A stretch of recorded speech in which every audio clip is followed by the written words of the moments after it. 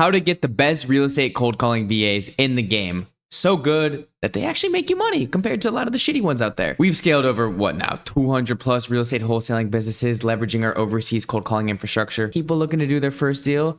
People who are also some of the biggest home buyers in the country doing $8, $9, $10 million per month in revenue. And our no accent callers have been able to consistently deliver motivated sellers. Have you ever wondered how we're able to recruit the best of the best real estate cold callers? You know, the ones without the thick foreign accents, but more importantly, actually have the real estate skills and experience to convert cold people to hot motivated sellers. There are three main ingredients when it comes to a good cold calling campaign: data, dialer, skills of the caller. In this video, we're going to be going over the tip of the pyramid, the skills and the accents of the callers. Even though the data and the dialer is the foundation, the top of the pyramid is actually how you're able to get the best results. It is the single lever that differentiates a campaign that doesn't generate any results versus one that is continuously getting you deals on autopilot. These are some of the results that we got: $7.7 cost per booked meeting, booking a meeting with the CEO of Cushman & Wakefield.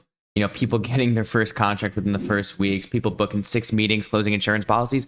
We're in every single industry. We make it work. Why? Because we know how to take care of the pyramid to its fullest. This guy getting his first deal with us, $35K assignment fee, 5 appointments booked, you get the deal at this point. The top of the pyramid, you know, the skills and accent of the caller is broken down into 3 parts: VA screening, onboarding, and ongoing training and management. Let's start off with screening. The biggest mistake a lot of people make is they just go off Facebook, Fiverr, Upwork, onlinejobs.ph, anybody who throws their bodies at them to be their cold caller. Here's a little secret: the more desperate you are in terms of, you know, finding the right caller, the worse results you're going to get. The same way that we have the pyramid of cold calling where you need the data and dialer before anything else, you know, before we even get into the onboarding, training, and management, you got to make sure your intake process is dialed in so that you're really getting the best of the best talent. At this point, we've now probably hired and trained over 1,000 total reps, and this is what our typical application process looks like: applicants, interviews, people who are chosen. We start off at the top of the funnel with our HR team, who is going to be fielding a bunch of applicants. This is what the typical form looks like. So we have today's date,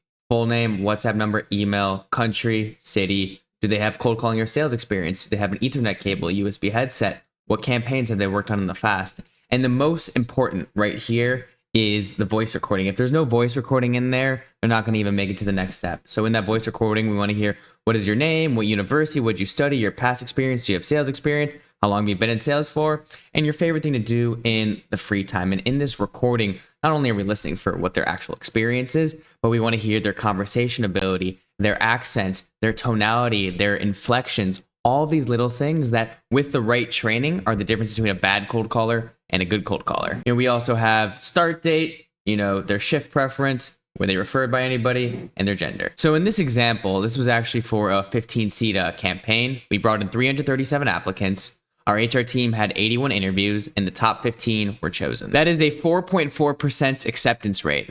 We're like Harvard in this bitch. So what gets people rejected? Bad accents, poor English, job hoppers, they're uncoachable, they have bad internet speed, they have a bad mic quality, and actually too much experience too. Bad accents is pretty self-explanatory. When you're calling homeowners, asking if they want to sell their house, the difference between sounding like that thick foreign accent, you know, versus someone who could be from Canada, it means everything, because Americans these days are getting hit with more and more spam calls than ever. Obviously, you know, with bad accents, you also have poor English. They can't communicate and articulate well. You know, that's what sales is. It's just communicating your voice, your energy over to the prospect. We also don't like job hoppers. Why? Because there's always a reason for it. One, they're not committed. They're going from opportunity to opportunity to opportunity, and they don't want to work. Or two, maybe they probably have attitude issues. It's not that they chose to hop from job to job. It's, you know, personality traits that led to them, you know, getting let go. Why would some people get let go? They're uncoachable. There's a lot of people, and when I was cold calling myself, I was one of them. They're very hard-headed. They don't like to be told what to do. And the most important thing with cold calling is your ability to learn, your ability to listen, your ability to be trained. Coachability and the intangibles is always more important than skills and accents because it can be trained. Obviously, we have some technicals too, like poor internet speed, poor mic quality, but I want to go into too much experience a bit. You ever hear the saying, you can't teach an old dog new tricks? Yeah. It's very prevalent in just work in general, but sales more than anything. Why? Sales is a very fluid art. What works for me might not work for you. What works for someone else could be a whole different strategy than someone different. There's a lot of different ways to skin a cat. And the more experience that one has in sales, one has in cold calling, the more concrete their beliefs about certain criteria regarding sales is. So the more experience they have, the harder it is to train and coach them because they're so stuck in their ways. Sometimes their experience is for the best, sometimes it's for the worst. But when you have enough data like we do, we know the best cold calling practices, we also know the worst cold calling practices. If they have a lot of experience and they're stuck in bad ways, it is like banging your head against a wall. It's trying to hit a tennis ball past a wall. You're not going to be able to do it because the foundation and their beliefs is just so strong. The intake is just part one. It's that top of the funnel. Next, we have our onboarding training. And this is actually probably one of the most important parts. Too many mistakes I see is people going to Upwork, Fiverr, or onlinejobs.ph, getting the first person that they see that has real estate cold calling experience and just throwing them onto the phone. And then they wonder, why are they not getting results? Why are there no conversions? Why am I wasting my time and money? It's because you didn't train them correctly. So for us, we built a 5 days of hell training sequence where we're going over introductions, key real estate terms, real estate overview, real estate investing 101, what the leads are used for, why they're important, the importance of cold calling, sales, real estate and transactions, best practices, objections, rebuttals, and script walkthrough, really all the fundamentals. But it's not just one day. We have a full training program for it. We have a couple chapters. First, what we like to call university level real estate training program, because when you're talking about that tip of the pyramid, the skills and the accent of the callers, the more they understand real estate, the more they know the why behind their words, not just robotically following a script,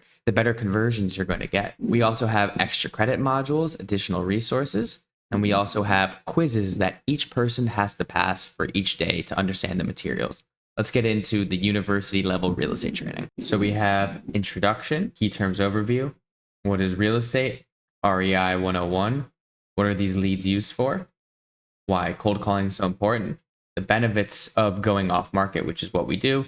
Breaking down the 4 pillars, best cold calling practices, what not to say on a call, rebuttals and objections, live script walkthrough, and then boom, the reading, which is a 42-page document going over everything that we do so that when the callers are on the phone, they know exactly what they're talking about and they're not talking out of their ass. So that's around 20 hours, and that's just to get their baseline knowledge up. While they're getting their baseline knowledge up, they're actually getting moved into pods for team leaders. A team leader is somebody on the team who has more experience, higher skills, and is going to be the one who's helping training and manage the callers, because you always need to have an eye on them. You always need to be training. You always need to be drilling, because the more time and effort and investment you put into their skills, the better results you're going to get over the long run. The more leads you're going to get, the more deals you're going to close. So breaking down that 5-day training period, it's a combination of the reading materials and the live trainings. You got the introduction, cold calling breakdown, script and practice breakdown, teaching them the tech and the software, and then final role plays. So now we have recruited great people. We have them trained up. What happens next? It's just doing the same basics over and over. Sales training Monday through Friday. Monday, real estate. Tuesday, objections. Wednesday, tonality. Thursday, rebuttals. Friday, role plays, day in and day out. And the goal is to get 1% better every single day. How can we have better conversations? How can we ask better questions? How can we probe and clarify more on their motivations so that the leads that we're sending over to our clients, they're able to convert at the highest rate? Once they're on the phones, we actually have to tangibly measure the results of their leads, and we measure a couple data points. There are 13 things that we look for on a call. Some are tangible and some are subjective. First, we have the 4 pillars: asking price, timeline, and motivation, condition of the property. Next, we have sales fundamentals: probing, clarifying, active listening, asking good questions. Then we have some technicals like time of the call. Was there bad connection? Was there mic ruffled?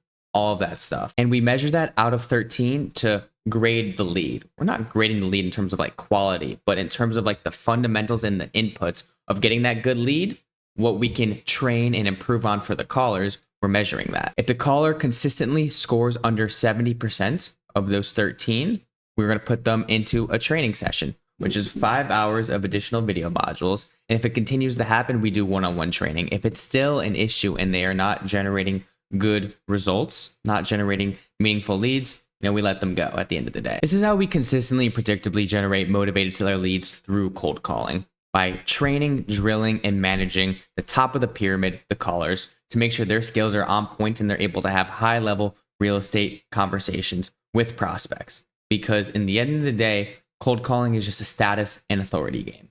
If you know what you're doing, if you could talk about it like an expert, you're going to be perceived as high authority, which is going to lower the guard of the prospect and lead to more leads